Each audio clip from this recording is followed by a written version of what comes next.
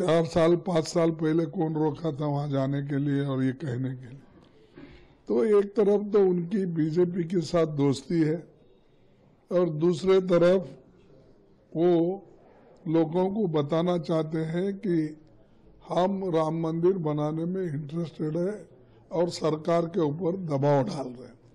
ये ऐसे बातों से लोगों को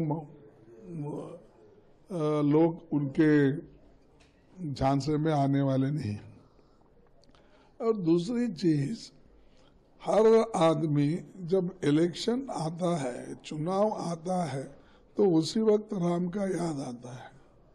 हमारे पास कहते हैं लोग, संकट इद्दागा वेंकटरमण, जब आदमी संकट में होता है तब।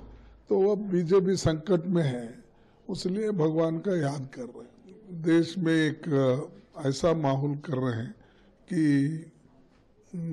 हम वो राम मंदिर बनाएंगे, ये दूसरे लोगों का क्या रिएक्शन है। तो ऐसे पोलराइज करने के लिए वो कोशिश कर रहे हैं, वो नहीं होगा।